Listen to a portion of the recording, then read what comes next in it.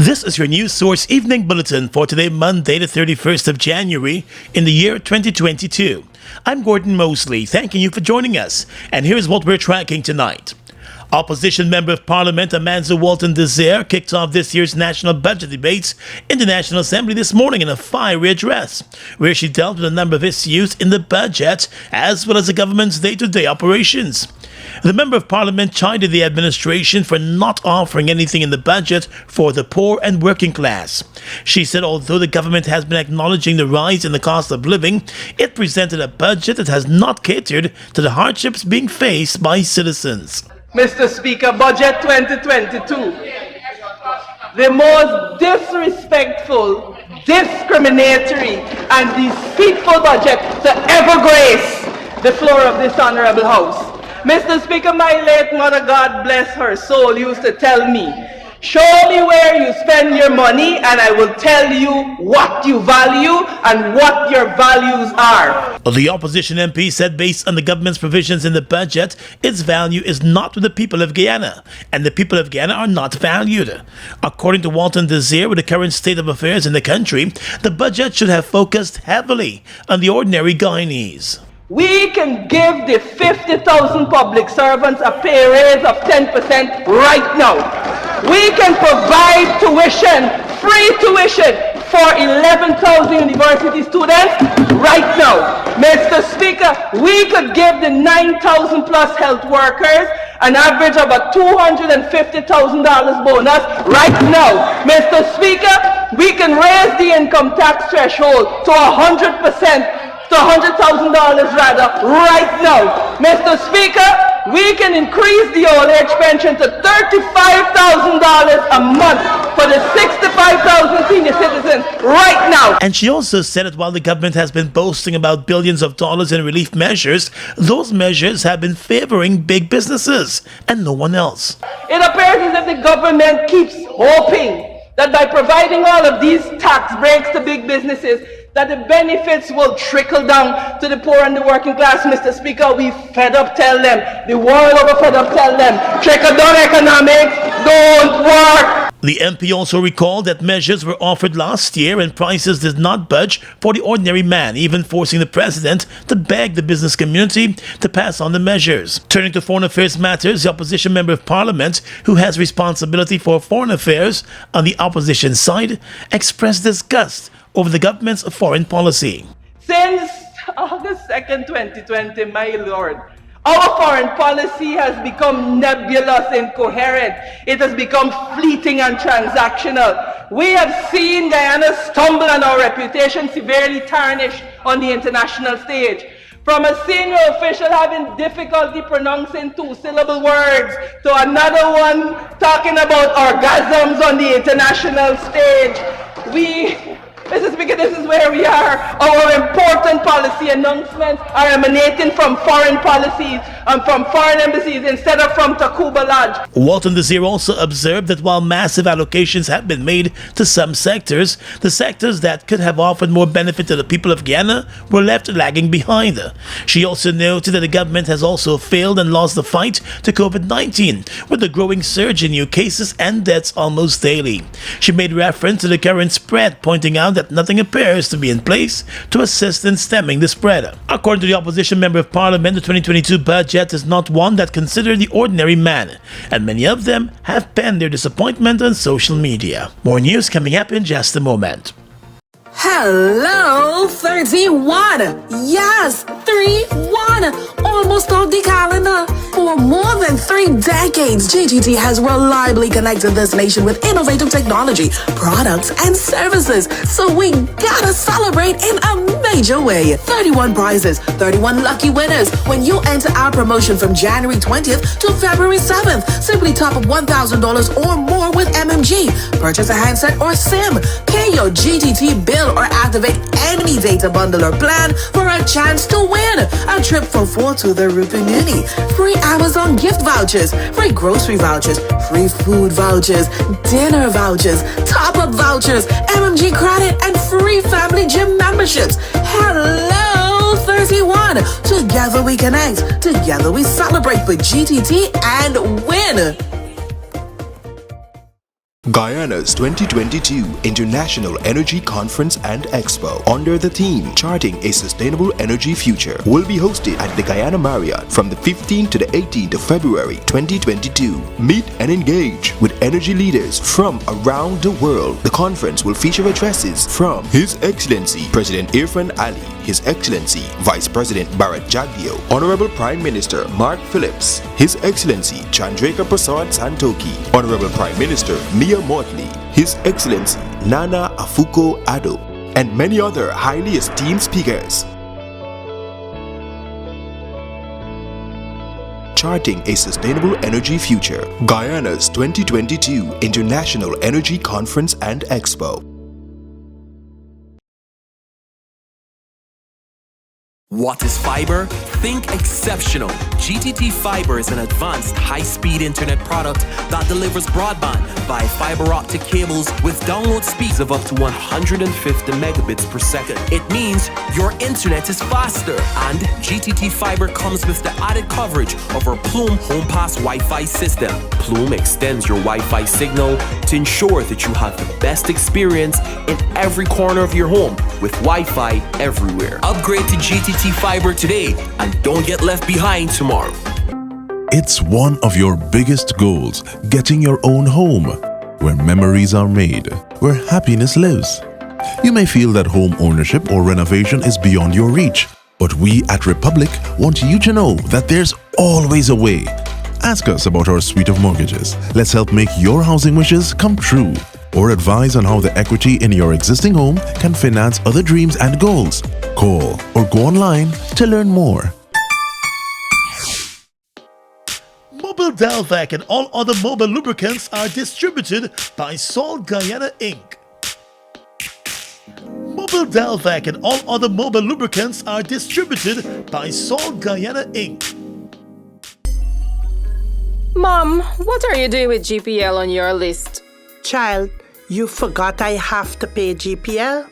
You got time with GPL? I have to keep these lights on.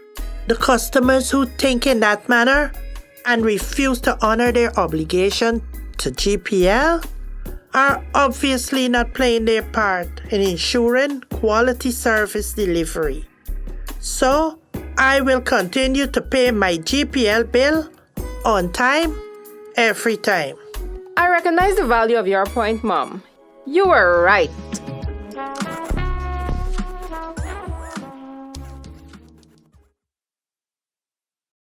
We've got exciting news! All 12-ounce yellow cab Buster are now only $100. Buster, live in Come full get color. your Buster, Buster $100. Come get your Buster, Buster $100.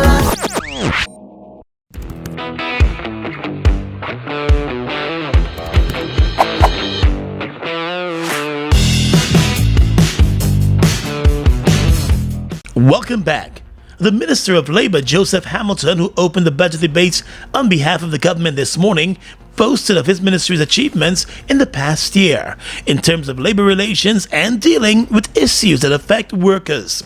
During his presentation, the minister said a high point of his ministry's performance was being able to resolve matters which were raised by aggrieved workers and persons who were owed outstanding payments by their employers. The Labour Minister claimed that there was no justice for workers under the previous government, and that it was under him that a number of matters which were left unsolved were resolved.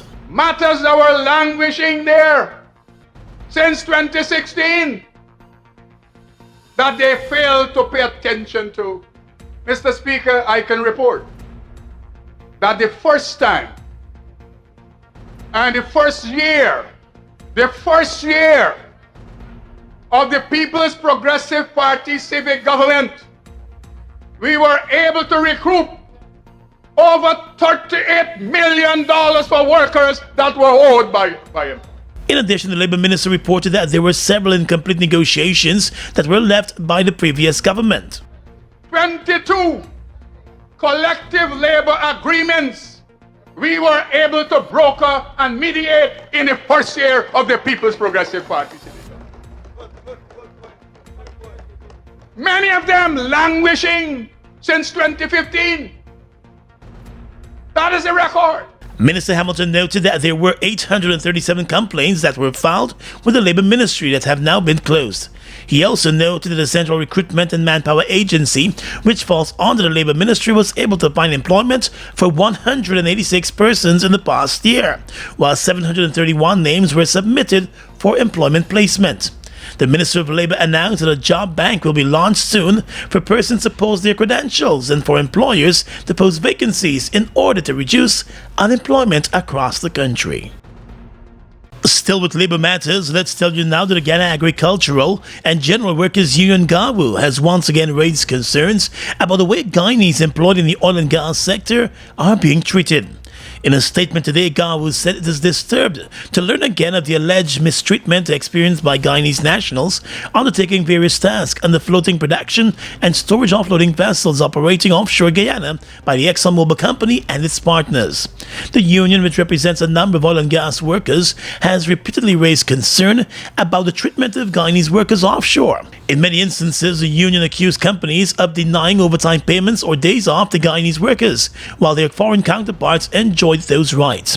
The union also raised the issue of workers being allegedly threatened with dismissals and being intimidated, while foreign workers make up to 5 times the money that the local workers are paid, and for some positions, persons are taking home the country's minimum wage. GAWU said that previously brought the attention from the local workers to the officials and is still waiting to see some action. The union noted that Guyanese workers also relayed to them that foreigners were being allowed to eat their meals prior to emergency drills, but locals were not afforded that opportunity. And the union said at this time it wishes to encourage the affected employees to make contact with the union, and it believes that so far its collective efforts have yielded improvements for workers of the sector, and they continue to hold a collaboration to bring about betterment in the industry. GAWU said it is against the reported mistreatment of local workers in the oil and gas sector and will continue to stand in their defense. With no local government elections being held last year, the opposition is accusing the government of not putting provisions in place to ensure the elections take place this year. Opposition Member of Parliament Ganesh Mahipal accused the government today of not setting aside funds in this year's budget for local elections, although the elections are constitutionally due. Comrade Speaker, local government election is overdue. It is a constitutional requirement. Was there any mention of local government elections in this budget presentation? To my recollection, the answer is a resounding no. This regime is not focused on upholding and ensuring the holding of local government elections. And the only reason is because they are afraid of the APNU-AFC coalition. According to Mr. Mahipal, the government appears set to further delay the elections. He said the delay in hosting the elections is putting local government bodies under threat. What we have is a local government agenda that is in reverse. There is no provision in the budget that the senior minister in the office of the president with responsibilities for finance spent more than 5 hours presenting for strengthening local governance and local government. Absolutely no proper consideration. No money for local government elections. Note, sir, whenever the PPP is in government, they have a strong track record of denying Guyanese their right to local governance. Mr. Mahipal also observed as well that the budget does not cater for the strengthening of local government systems. And he also explained that it appears that the government is looking to take control of the local system. The opposition member of parliament also accused the government of victimizing the regions which are supportive of the opposition by cutting their allocations while increasing the allocations of those regions that were won by the PPP. Well, while the debate of the national budget is ongoing in the National Assembly, the Private Sector Commission has commended the government for the budget, which was presented last Wednesday. In a statement, the Private Sector Commission said the budget lays the foundation for massive economic growth, expansion of the private sector, and the creation of jobs for all Guyanese. The PSC said it has noted that in addition to the wide range of public investment projects and initiatives to stimulate the economy, Budget 2022 proposes measures aimed at improving business competitiveness, promoting local content, and ensuring tax parity. According to the Private Sector Commission, in addition to its proposals, which were taken on board, it has also taken note that the infrastructural developments outlined in the budget will also drive private sector investments. But it is even more pleased that no new taxes were introduced. The Private Sector Commission has also lauded the elimination of the 2% withholding tax on resident contractors, the removal of the 10% excise tax and 14% VAT on commercial trucks, the removal of the 14% VAT on the importation of new haulers, the removal of the excise tax on the importation of new double and single cab pickups, among other measures. It is also fully supportive of the extension of the freight costs to pre-pandemic levels, the lowering of the excise tax rate on gasoline and diesel, and the allocation of $420.5 million to train unskilled Guyanese for jobs in the oil and gas sector.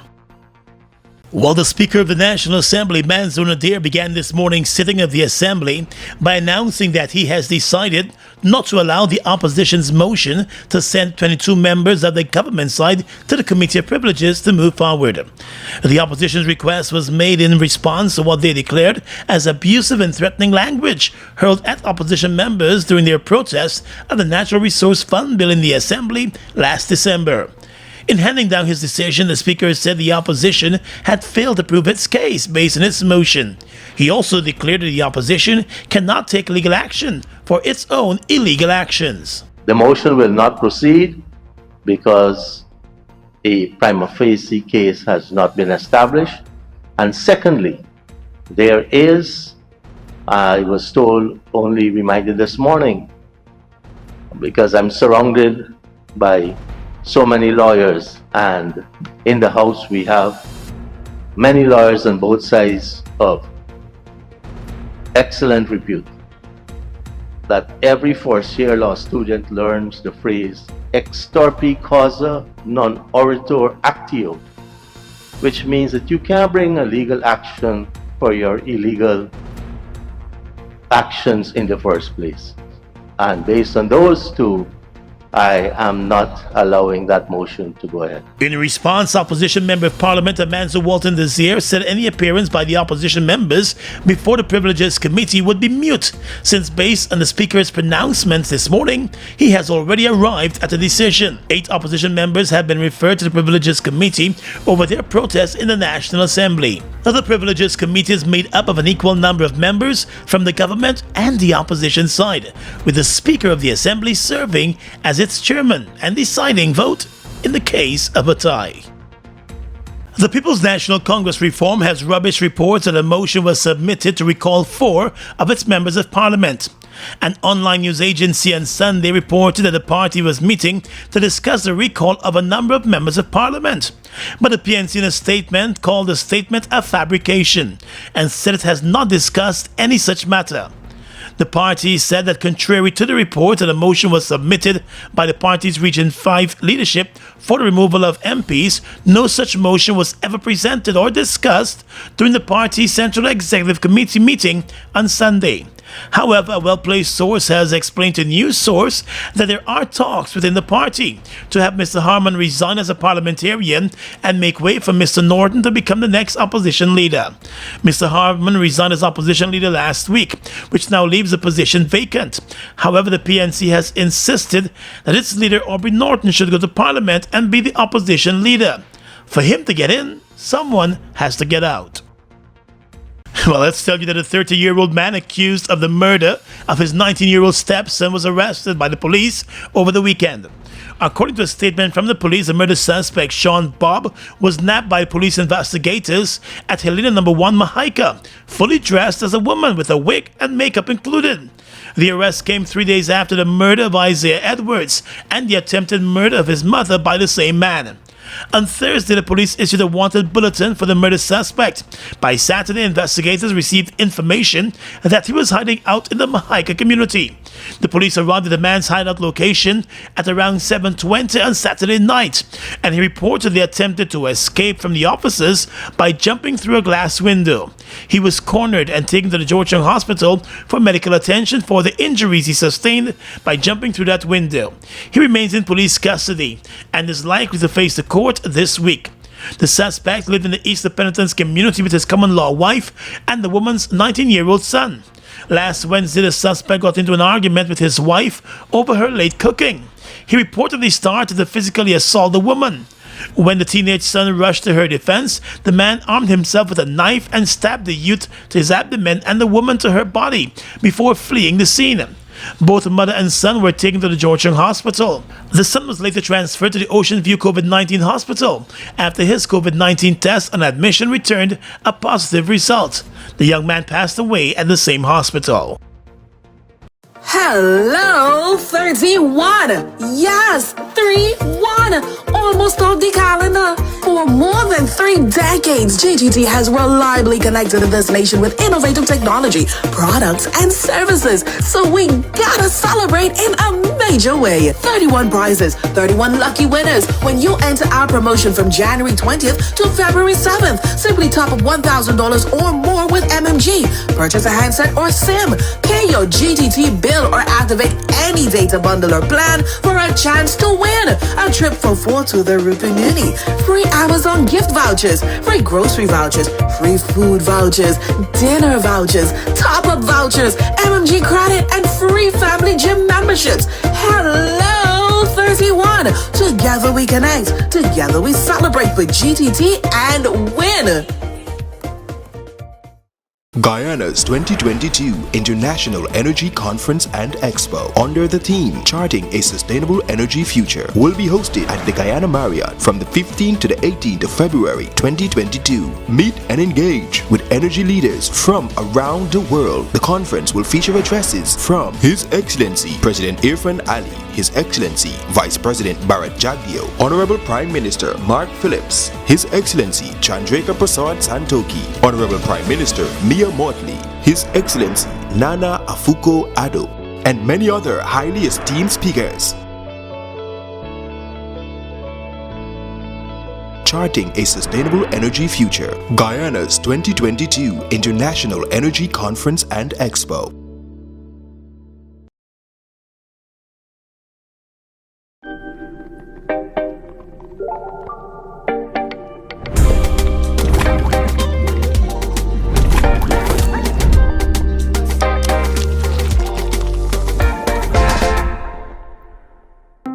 It's one of your biggest goals, getting your own home, where memories are made, where happiness lives. You may feel that home ownership or renovation is beyond your reach, but we at Republic want you to know that there's always a way. Ask us about our suite of mortgages. Let's help make your housing wishes come true. Or advise on how the equity in your existing home can finance other dreams and goals. Call or go online to learn more. Exciting news! All 12-ounce yellow cab Buster are now only $100. Buster, live in Come full get color. your Buster, Buster $100. Come get your Buster, Buster $100. How fast is fiber? Think fast. GTT Fiber has 3 packages with download speeds of 50, 100, and 150 megabits per second. That's fast enough to stream movies and music, to chat with Gran and Fran, to study, and more. What would you do? Upgrade to GTT Fiber today and don't get left behind tomorrow. Fuel it up and drive, Super 95. Fuel it up and drive, Super 95. Protect your fuel system, boy. High mileage and performance, boy. Guy Super 95 gasoline gives you more reasons to drive and is available at 56 service stations nationwide. For affordable price, high performance, and high mileage, choose Guy Super 95 gasoline. Fuel it up and drive.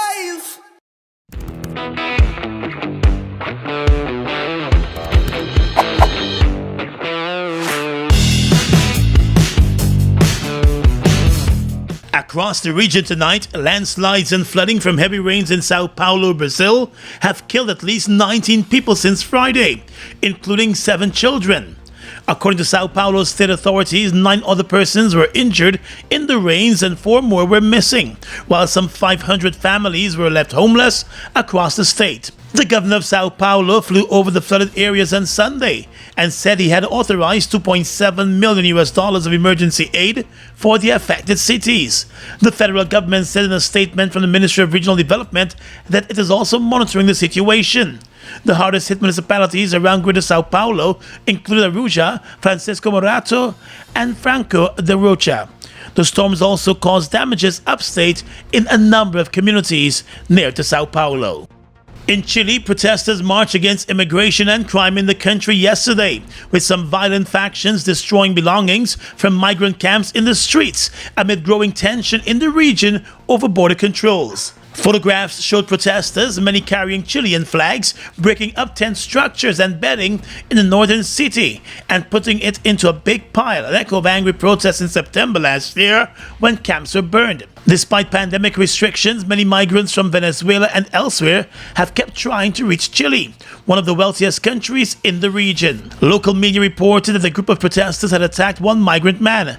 Videos on social media also show the man lying on the ground, surrounded by police, while protesters, waving Chilean flags and holding saucepans, shouted at him.